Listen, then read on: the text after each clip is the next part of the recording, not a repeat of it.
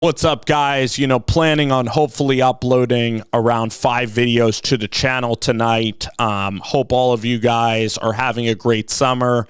I am stoked that football is back. And the reason I'm stoked that football is back is that football, like in the fall, it provides me with my favorite thing to do, which is watch football, analyze football, and I just think it's so compelling. It's a physical game. It's a game I grew up watching, and it just provides something that is just so fun and just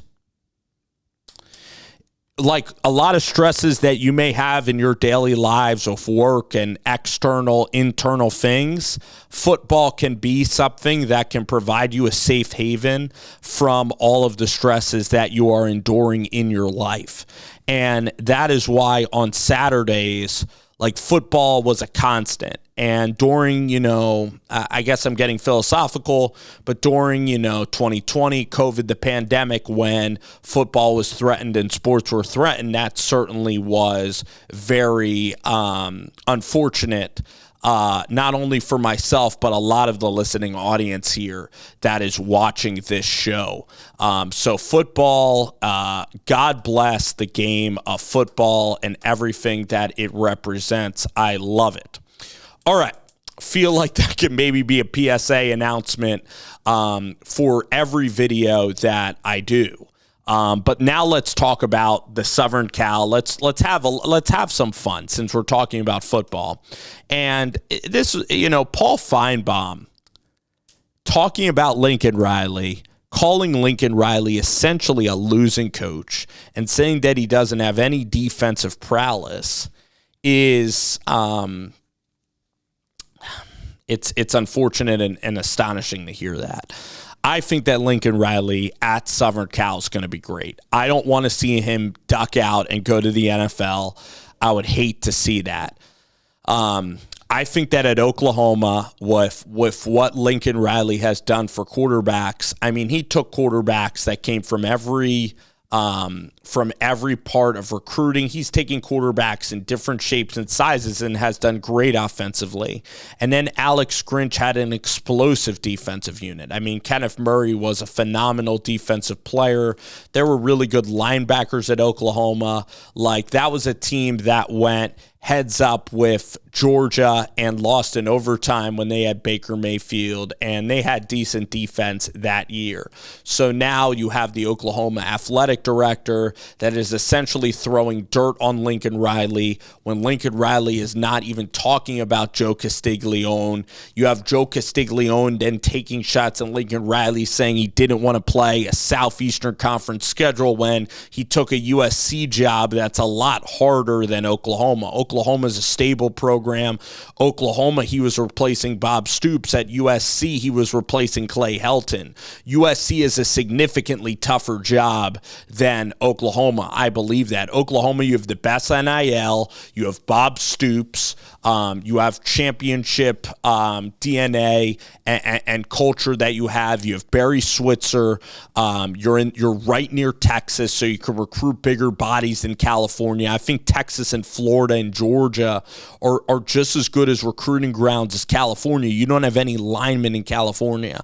And then they joined the Big Ten Conference. So to say that Lincoln Riley dodged the SEC when he's joining the Big Ten, where he's going to be flying all over the map to play Michigan, to play Ohio State. Look at that schedule. Like, Lincoln Riley does not dodge anything. He didn't dodge anything in his life. I mean, to get to the point where he's the Oklahoma head football coach, to take over for Bob Stoops. I mean, if he was scared, he wouldn't have replaced a legend in Bob Stoops. And he's coming to USC. And by the way, they were in the Pac-12 championship game. They almost could have beaten Utah if Caleb Williams did not go down with an injury. I mean, Jordan Addison, Caleb Williams, in 1 year he took Caleb Williams. And by the way, Caleb Williams was a 5-star quarterback, but they said that was a weak quarterback class. He made Caleb Williams into what Caleb Williams is. I'm not saying like Caleb Williams wouldn't have been unbelievable college or first-round quarterback, but Lincoln Riley made him the number one pick and a Heisman Trophy winner. So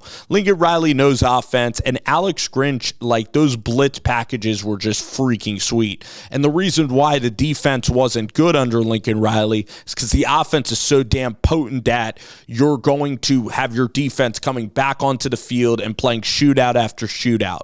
So what Lincoln Riley is doing is what every great coach is doing. He's adapting now to the modern. He's adapting a little bit defensively. So he saw that he had holes. He's at a more difficult place than Oklahoma because at USC, he has to, again, build the lines of scrimmages where at Oklahoma, you're able to get linemen easier. Texas is better linemen than the Pacific Northwest, than California. Those are just facts. So he ended up having to fire Alex Grinch, which is not easy to do. Grinch is probably one of his closest friends. And the thing I like a lot about Lincoln Riley is his loyalty. So he had to fire Grinch, and then he hired D'Anton Lynn. And UCLA probably had interest in hiring Anthony Lynn's son as their coach, but Lincoln Riley was smart enough to go in there and figure that out, and he got D'Anton Lynn over the USC, okay? And then UCLA, I mean, that was so dysfunctional with Chip Kelly leaving, and then they have to, hire Deshaun Foster, and USC is probably way ahead of UCLA right now.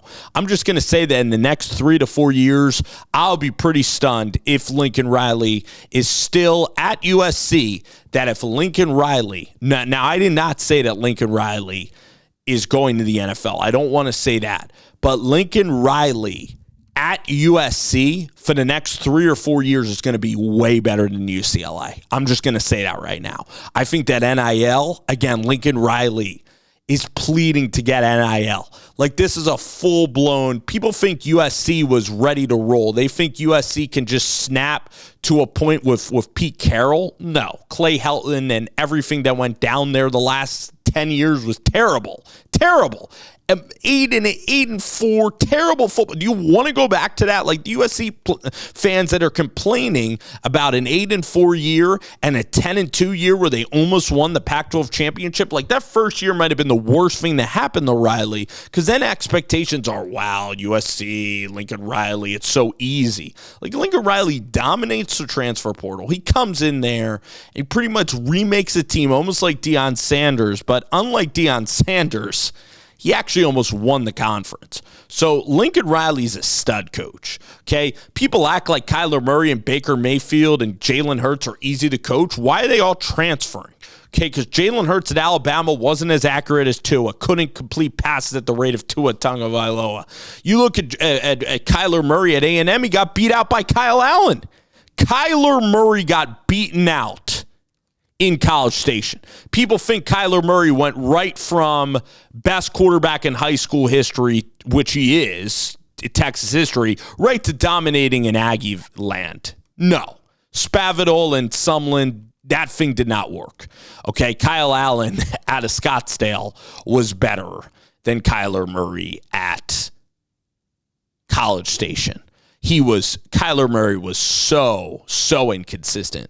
That's why he had to go to Lincoln Riley School of quarterback, and bam, look at what happened. Look at what Baker Mayfield, okay? Baker Mayfield, I think, sits a year, Trevor Knight, Baker Mayfield, the Blake Bell, the Belldozer. I mean, you go back to those teams with Westbrook, with CeeDee Lamb, who else was the quarter? With Anderson, with Mark Andrews, I mean, Hollywood Brown. Those teams were awesome. So Lincoln Riley can flat out coach. The Paul Feinbaum thing, he's out here calling Matt Rule a fraud at Nebraska when Matt Rule is trying to rebuild this thing right. And when Matt Rule went to Baylor after, all of the scandal, and when the NCAA was powerful and hammered Baylor and that regime at the time, and almost 95% of coaches were scared about going to Waco and competing in the Big 12, and then he rebuilt that into a champion. So, and in Carolina, did he evaluate quarterback wrong? Did he hire Joe Brady when he was too young? Yes. He made mistakes. He didn't get along with his players as well as he wanted to. He was good at getting along with his players, but not great. He never could figure out offense in the NFL. That is true.